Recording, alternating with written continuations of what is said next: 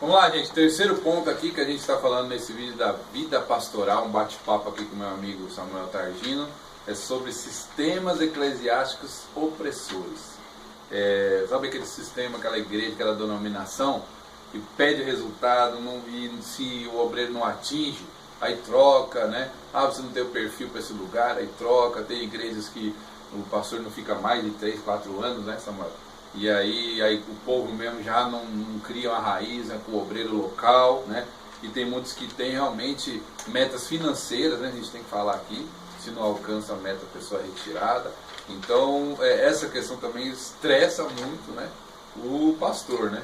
O que você acha, pastor Samuel? Então, pastor Leandro, sobre esse ponto é importante. Eu fui vice-presidente de conselho de pastores durante 7 anos e convivi com muitos pastores, com várias denominações, várias demandas, né?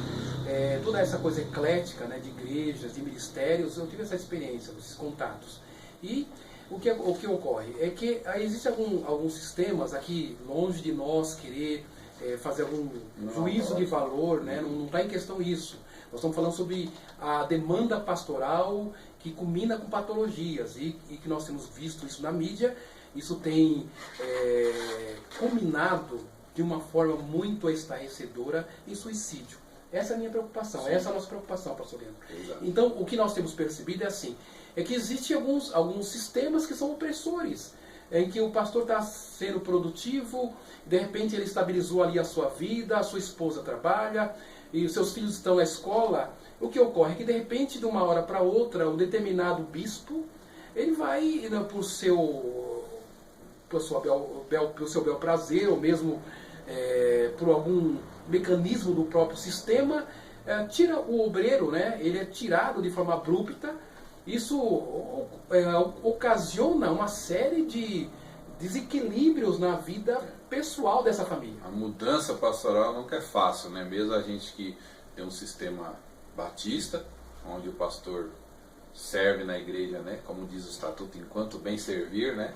Ou seja, ele continua, sai se quiser, ou se a igreja achar que não deve mais. Então, normalmente o pastor fica um tempo maior, né? A média.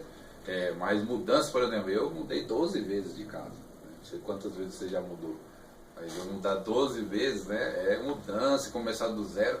É estressante. Agora, a gente que dá aula, Samuel, eu sempre ouço, né? A gente acaba comparando com outras denominações, né? Nós somos uma denominação da linha batista, mas a gente acaba comparando com os alunos, normalmente os alunos que conversam comigo, né? E quando a gente fala do sistema eclesiástico opressor, é aquela questão de que você tem alguém na frente, é piramidal, né? Piramidal. Tem um camarada em cima, e falando em termos financeiros, né? A pessoa às vezes ganha seus 50 mil, 90 mil. E lá na ponta de baixo ele tem um obreiro lá numa congregação, né, num bairro distante, fazendo cultos lá todos os domingos. E quando tem ceia é na sede, quando faz a coisa é na sede, batismo. E aquele obreiro não recebe, ou recebe às vezes uma ajuda de custo, né?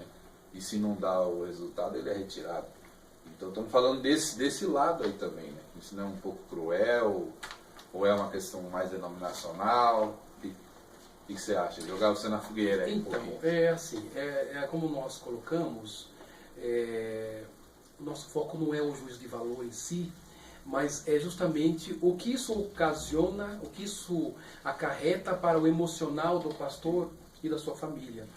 E a preocupação nossa é justamente esse olhar. Nós temos percebido, como o pastor colocou, em algumas experiências, de sistemas que são opressores mesmo, que tira o obreiro, desloca ele ou remaneja ele para um campo, quando ele não está preparado, com a sua esposa trabalhando, com seus filhos na escola. Uma coisa que é muito traumatizante para nós que temos filhos, eu passei por essa experiência, o pastor Leandro também tem filhos adolescentes, é que o adolescente, ele constitui laços, né? E quando você quebra o laço de um adolescente, o laço de afinidade, de amizade, isso é muito traumatizante para o adolescente. Eu passei por isso, né? Em que tinha que fazer um deslocamento de uma cidade para outra e minhas filhas tinham seus laços, né? Então, todos esses fatores, quando isso é trabalhado ao longo do tempo, ok, isso é muito saudável e é necessário. Agora, quando isso é feito de maneira muito haja uma ruptura, né, um corte muito abrupto, isso acaba trazendo, de alguma forma, mexe com os sentimentos, isso mexe com a família, mexe com a estrutura, mexe com as finanças. Então é nesse sentido que nós estamos abordando essa temática. Trauma, né? Realmente causa um trauma. Se a gente olhar o histórico dos nossos filhos, você tem lá 5, 7 escolas. Né? E realmente gera esse trauma. Mas voltando naquilo que eu tinha colocado, é essa questão esse sistema piramidal, né? Não acaba sendo opressor por si só, né? No sentido de que você tem alguém, porque o ser humano é falho, né? Então quando a Bíblia diz que quando os justos governam, o povo se alegra. Então, se tem alguém lá em cima que é um cara bom, gente fina e olha para os obreiros, é uma coisa. Quando não tem, é outra. Então, realmente, você tem que falar, não vamos colocar aqui juízo de valor, nem denominar A, nem B.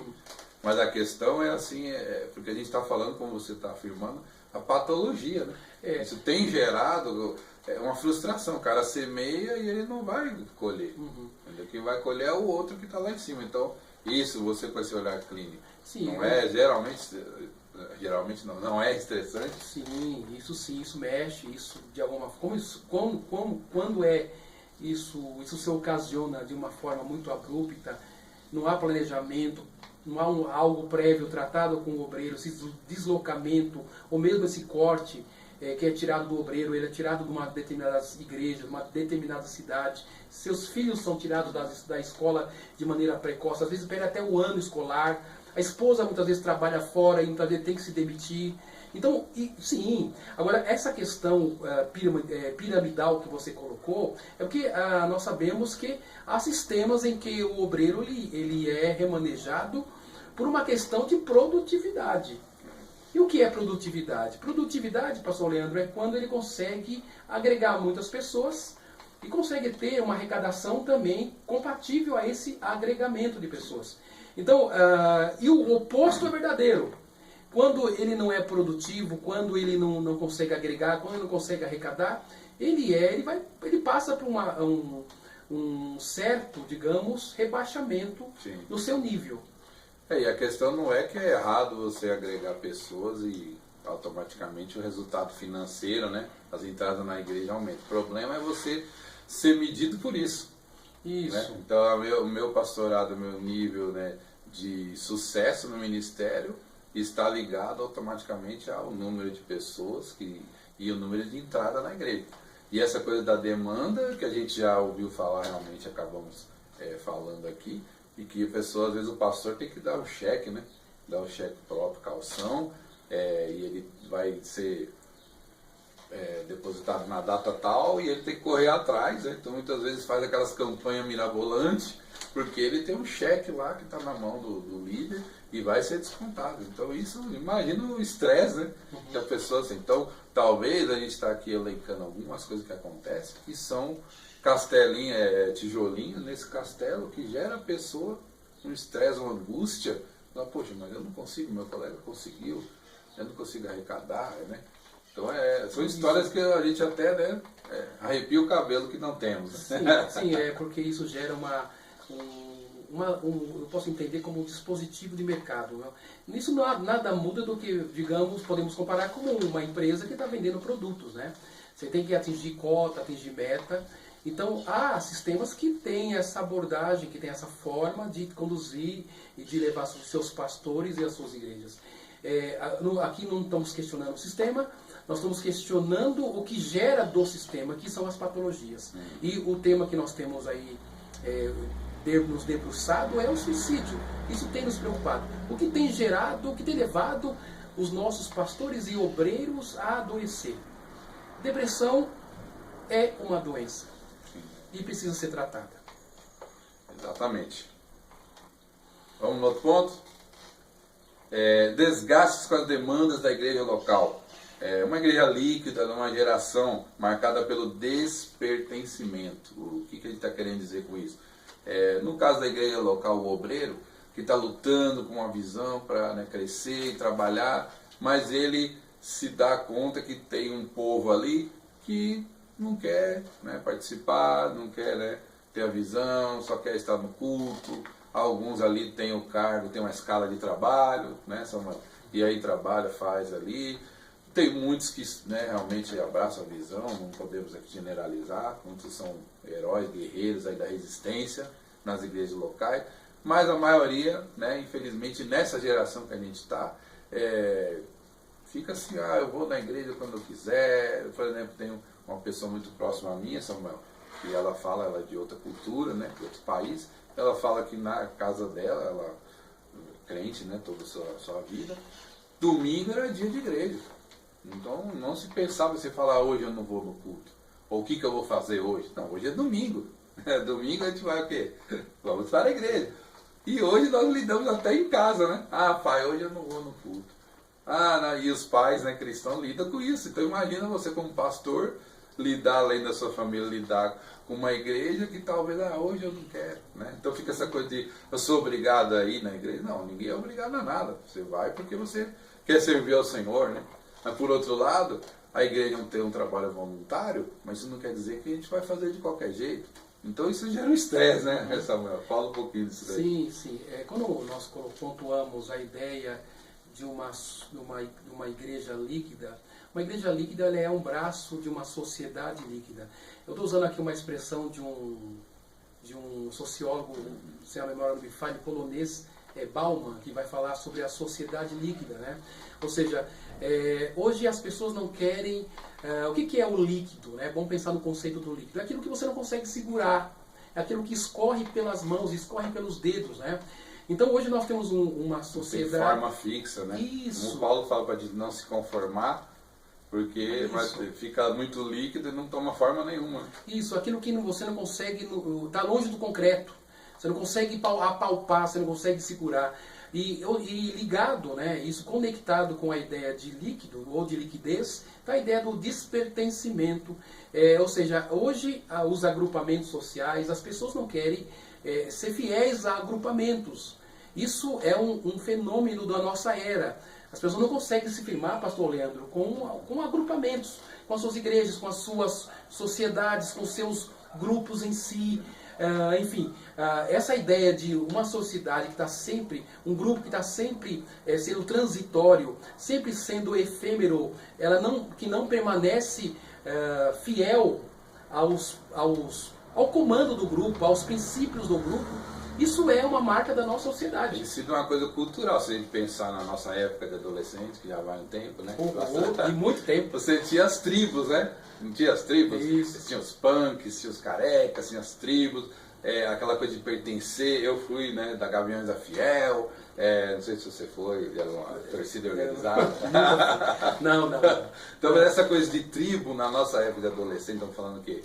Década de 80, né? Final de 90. A gente está falando o quê? De tribos, assim, de grupos que tinham suas próprias regras, né? Um não gostava do outro, até na música, né? O sertanejo não gostava de quem gostava de samba e tal. Hoje é bem isso que o pastor Samuel está falando, é muito líquido, né? Isso está refletindo em todas as áreas, como por exemplo, a gente tem aí a famosa ideologia de gênero, que basicamente é o quê? Descaracterizar o absoluto, que é a questão do macho e da fêmea, né?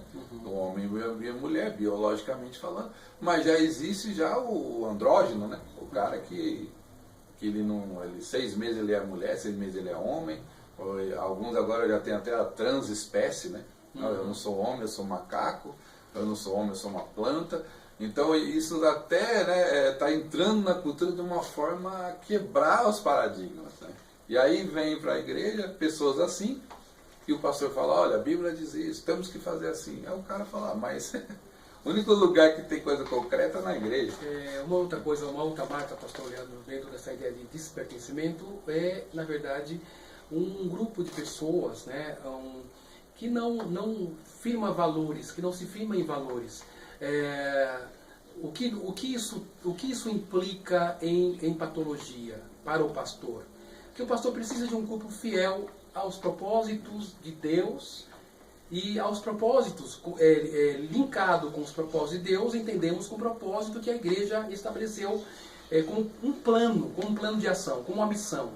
Então, isso tem um certo peso, sim, isso traz um peso muito grande, porque hoje a membresia ela é transitória. Nós temos um grupo de pessoas que são rotativas, que não se membram, que não se firmam. Aquela coisa de hoje eu vou nessa igreja, amanhã eu vou na outra, amanhã eu vou naquela outra e assim por diante. Então hoje as pessoas querem um produto pronto, pastor Leandro. Né? Aqui nós não estamos generalizando, mas nós falamos de uma geração líquida que não quer pertencer a grupo algum, ou seja, ela pertence a esse grupo, mas ao mesmo tempo pertence a todos os grupos, porque ela é líquida. E isso acaba fazendo com que, de alguma maneira, cause um certo desconforto para a vida pastoral e para os propósitos da igreja. Não, e a gente conversa com colegas, né, que às vezes a gente, em relação à ética, que ainda, né, queremos seguir a ética, né, então liga, fala assim, olha, pastor Samuel, o membro que era da sua igreja está vindo na minha, né, e alguns ainda fazem isso, mas são muito poucos, né? Na verdade, muitos querem até pescar no aquário do outro, vem para cá, né, olha aqui a gente tem isso, então se beneficia dessa liquidez, né, para pescar no aquário. E agora eu digo, Samuel, dessa patologia que vai trazer para o pastor, porque querendo ou não, vamos falar aqui, uma das preocupações do pastor é a vida dos irmãos, né, a ovelha, a qualidade, né, da igreja, a saúde, mas em relação também ao seu salário, né, porque menos pessoas, acaba o pastor, ele pensa nisso, não tem como, né, ele pensa nisso. Quando a igreja, qual o pastor que não gosta de igreja cheia? A gente não dá o sorrisão quando chega, a igreja está lotada, né? Agora quando a gente sabe, fulano saiu, família tal saiu e tal, e isso gera também um estresse no pastor. Então, se você fizer uma comparação com o passado, pessoas ficavam 30, 40 anos na igreja, né? A minha madrasta, né, que já faleceu, já está com o Senhor, ela foi da presbiteriana há 45 anos, entendeu? E hoje a pessoa não consegue ficar 1 ano, 2 anos, né? Então, esse lado também, como você falou, o pastor não sabe com quem contar, né? O ano que vem, será que todo mundo está aqui? Né? E isso não gera um pouco assim do pastor, um cuidado, uma linha tênue do pastor não ficar, né, bajulando muito, mas ao mesmo tempo ser o pastor. Será que ele consegue? Como é que você vê isso? O pastor consegue resolver isso? Eu não vou bajular, mas também não posso passar a mão na cabeça. É uma situação difícil. Né? O que acontece é que existem questões doutrinárias, pastor Leandro, que são inegociáveis. Quer dizer, hoje eu sei que nós entendemos que usos e costumes com o tempo se destroem. Em si eles se esvaziam, né? Eles se diluem em si. Agora, os valores bíblicos não, pastor Leandro, né? Os valores da comunhão, das evidências da salvação, da santidade, questões ligadas à fidelidade, à moralidade, são coisas que não há como negociar. Eu acho que a questão da flexibilidade, o pastor tem que ser empático, ele precisa ser alguém que cuida, porque a própria função pastoral é essa, é cuidar. Todavia, entende-se que há coisas que não dá para negociar digamos assim, em detrimento das verdades bíblicas. Acho que algumas coisas é negociável. Sim. Agora, há coisas que quando se fala de Novo Testamento, princípios cristãos, isso não dá para negociar. São princípios, né? São princípios que não são negociáveis.